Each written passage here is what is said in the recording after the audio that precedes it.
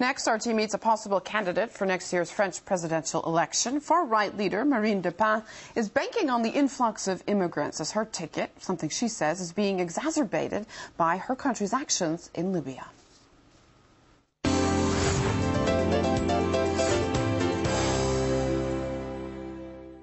Marine Le Pen is set to win an unprecedented first-round victory in France's presidential elections next year. She says that France is on the verge of revolution. Madame Le Pen, what tactics do you expect Nicolas Sarkozy to use to try and stop you winning power? I don't think there is a risk. If a person is sincere and defends his or her own ideas, there is no reason to worry. The greatest danger in connection with Nicolas Sarkozy is that he may again do what he did in 2007, namely make a number of extremely tough statements regarding threats, regulation of immigration processes and European protectionism.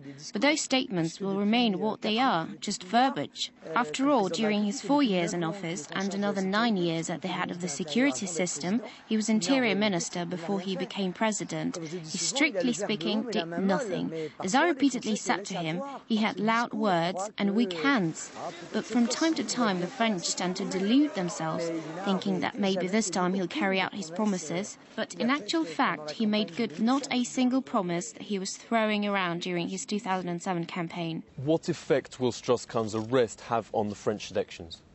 This means that Strauss-Kahn is really a symbol of some sort, a symbol of universalism, of a superclass devoid of ethical norms, a symbol of historical ultraliberalism, and in this sense he was indeed an emblematic candidate. But from the human point of view, considering what he's like, the fact that he has been neutralized cannot distress you. The thing is that, in consequence, Nicolas Sarkozy automatically has been given a gulp of oxygen. This is due to the fact that the electorates of Dominic Strauss-Kahn and Nicolas Sarkozy are in part identical, because both are upholding the same grand ideas. Several women have complained about sexual assault by Dominic Strauss-Kahn before his arrest, but the French media refused to investigate. What does that say to you? Yes, there does exist a problem of following public morality. For my part, I am urging the citizens of France to recover their rigour in this matter. The French must become exacting again. Listen, we must say after all that 5 ministers resigned in the course of 1 year over a conflict of interests. Mr. Blanc, Mr. Gendé, Mr. Worth, and even Frédéric Mitterrand, whom you are speaking about, haven't been forced into resignation. 5 ministers during 1 year and 6 who deserve to be kept on is too much for one government. Moreover, I'm not forgetting that it was Nicolas Sarkozy who appointed Dominic Strauss-Kahn France's Minister of Finance, doing so in the full knowledge of the critical remarks with regard to Kahn's womanizing behavior. But he took the risk of a possible scandal, a scandal likely to besmirch the whole of France.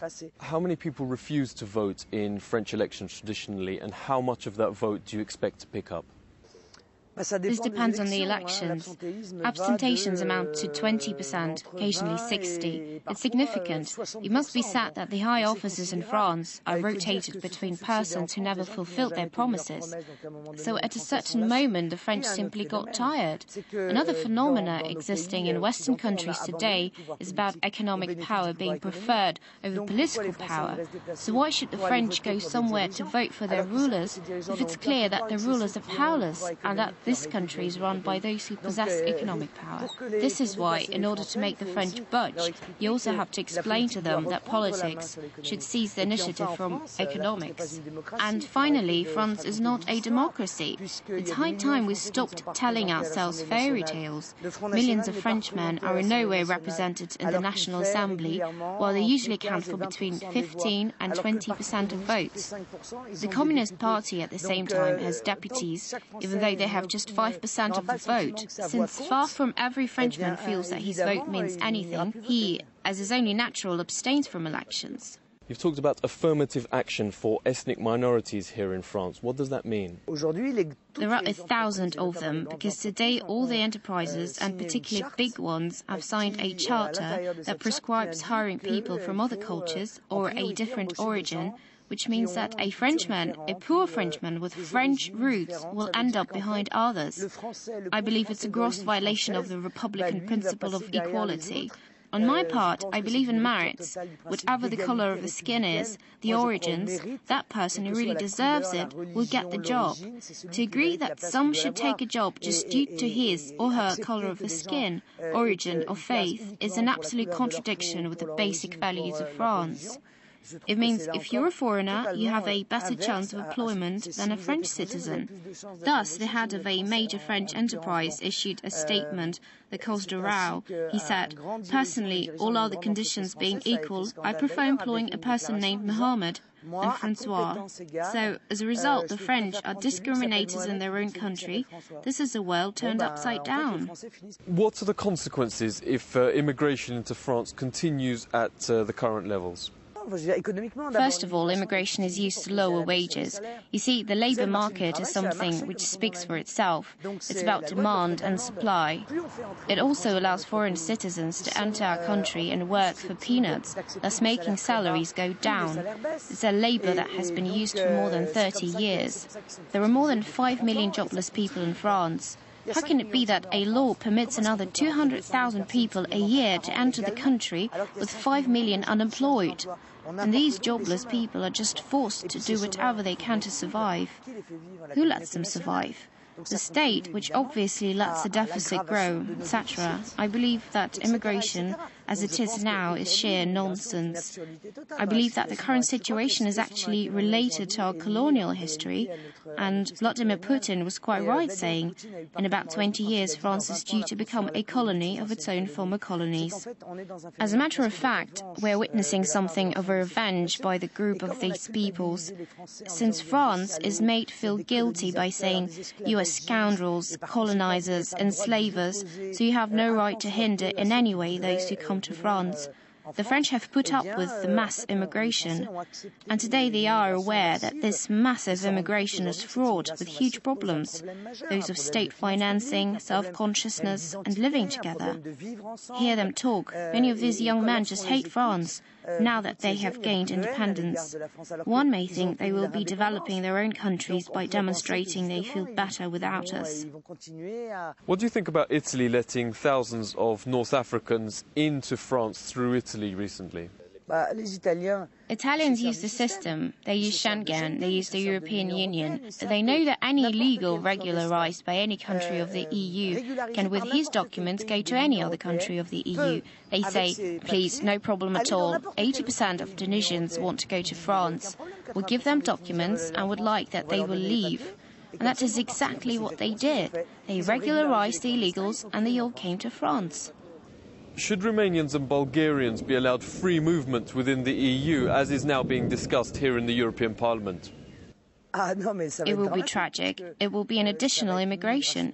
It is obvious it will be a signal for a massive immigration, more particularly of Roma. It was useless for Nicolas Sarkozy to sing and dance and go and get all the world television to say, "Come and see, I will take Roma back to a border which does not exist." Now they will have the possibility to come and settle as they want in France. But they are a considerable number. We know they are very poor people. But once more, France being the most attractive country in all EU, it will be up to her to face this inflow of immigration with the consequences going with it. In terms of conflicts, once more of living together, people cannot bear it now. French government said the Libyan war would take days or months. What do you expect to happen there? Because firstly, we're completely outside international law. We should stop talking nonsense. It is no longer at all an air exclusion zone. We are in a mission to bring down a man and regime. And in order to do so, we bomb, we send helicopters. And tomorrow, obviously, we will send an army on the ground. So it's no longer at all about humanitarian issues. It's about a civil war in which we took one side, and even in a tribal war, which objectively is not about business, unless you consider France, as other countries, has to meddle again in the internal affairs of this or that country. We will not get out of this war. We will get bogged down in this one. And in addition, I am ready to take bets, unfortunately sad ones, that the regime that will come after Gaddafi's one will be an Islamist regime, and probably one of the hardest Islamism, as we know well that the dissidents, the rebels of Benghazi, are in the majority infiltrated by all ex-jihadists from all wars of recent times. French lawyers are suing Sarkozy for war crimes on behalf of Libyan families who have lost their children due to French bombing. Do you support them? France is the big taboo country, you know. When this is not liked by the elite, when that is not politically correct, you do not say it. French people do not know at all that hundreds, thousands of civilians die under NATO's bombs. That's it, nobody knows. And when Gaddafi's son, for who I have no friendship, I never met him, who is not my friend, I have nothing in common with him, but when his son, his wife and his 3 babies are killed by a strike from NATO on their private house, nobody said a word, just as if these Libyan babies were not really babies. You would take France out of the Eurozone. Why is the Euro bad even for France? Today, the Euro's death certificate is just waiting to be signed. This means that those who built this currency were wrong, and they took with them other people in a major failure at the economic and social levels. Well, that's it. The euro is going to die. I think it should be better to anticipate this death rather than suffer from this death, which will be otherwise a real economic and social chaos. But they had told us the euro will bring growth, employment, raise purchasing power, allowing us to counterbalance the power of the dollar. Sorry, but the Eurozone is the weakest in the world, and today it is almost bankrupt. Almost. Germany's just said it's scrapping its nuclear plants. 3 in 4 French people are against nuclear energy. What will you do with nuclear energy if you become president? I think it's impossible to do without nuclear energy today in France. I mean, given the importance of this energy for our national independence. So eventually the objective is to invest in the research so as to try and find alternative energies. But we cannot consider getting out of nuclear energy by 2022 or 2025, as does Germany, which actually has been preparing this exit for a long time. Marine Le Pen, head of the National Front, thank you for speaking with RT.